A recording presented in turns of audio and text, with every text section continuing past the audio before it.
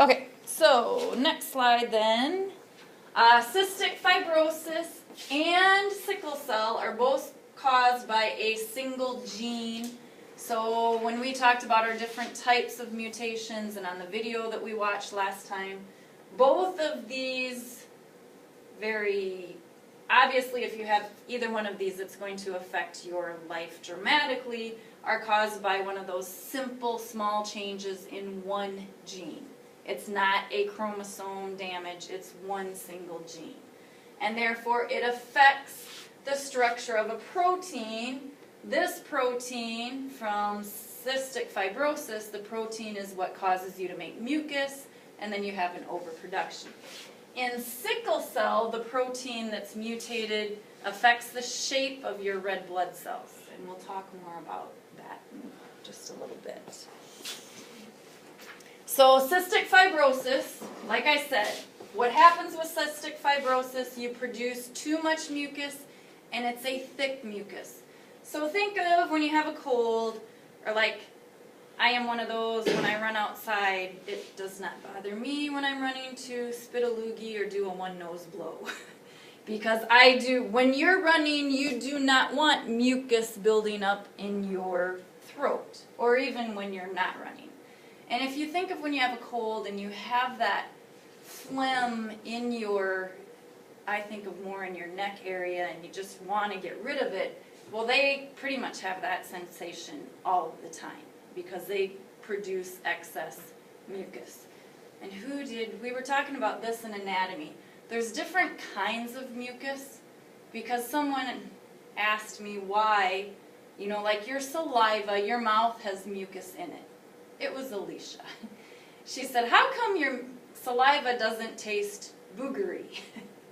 And I said, well, because you produce two different types of mucus.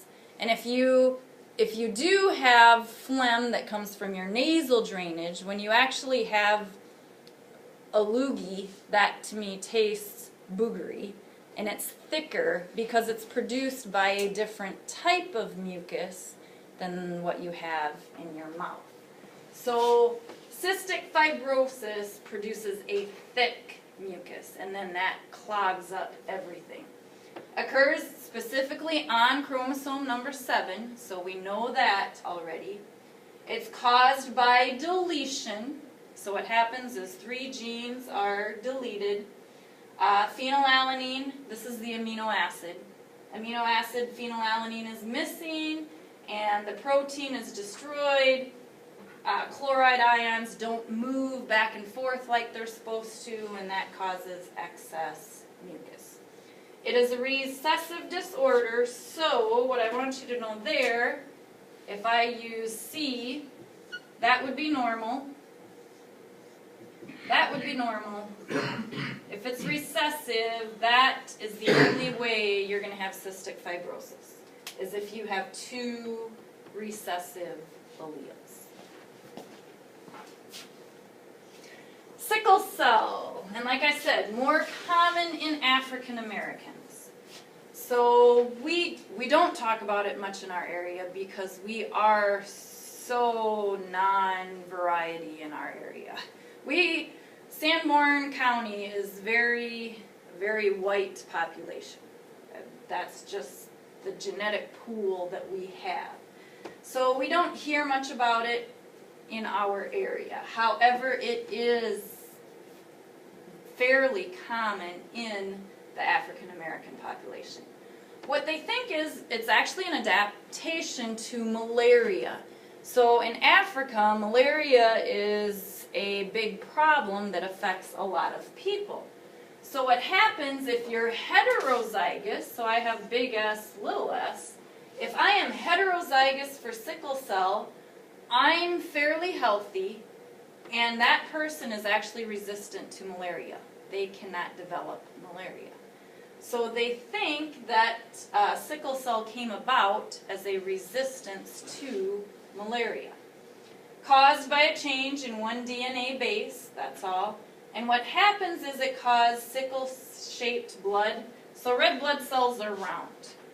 What actually happens is these red blood cells will fold in half, so they look, and yeah, A sickle is actually kind of like a half shaped like a hook. And what causes that shape is these red blood cells basically fold in half. And when they fold in half, they are not going to flow through your blood vessels very well.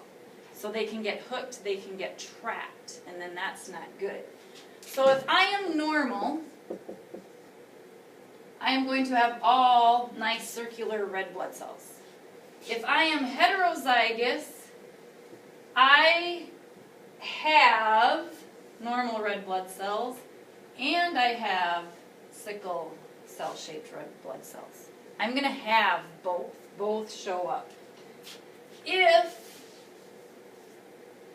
I am recessive, all I'm going to have is sickle cell-shaped red blood cells. Then I'm going to have lots of problems because they don't flow through very well. They are going to somewhat clump together, and then I'm going to have pain where they clump, maybe shortness of breath because these blood cells don't carry oxygen the way that they're supposed to, and it causes a lot of pain for people that have it. Huntington's disease is dominant, so it's the opposite. SS, capital, I have Huntington's. SS, I have Huntington's. The only way I don't is if I'm recessive.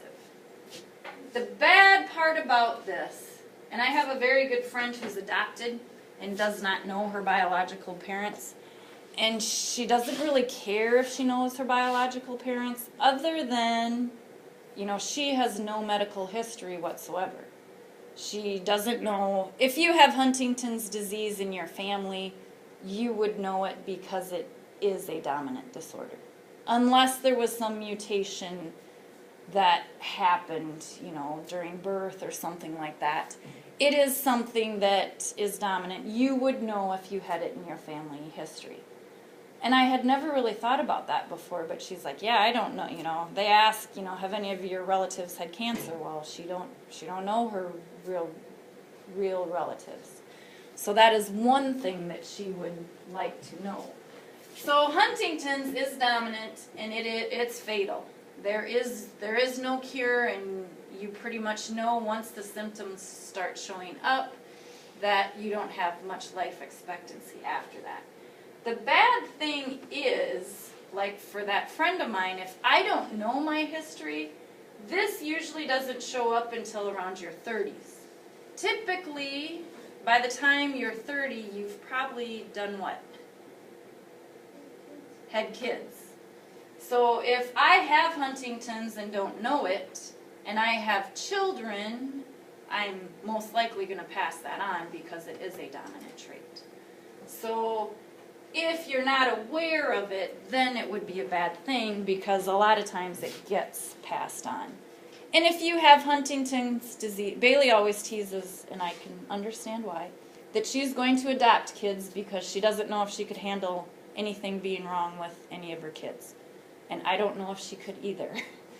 And not that adopting, but at least, when you adopt a child, they're born and you do know a little bit more about them.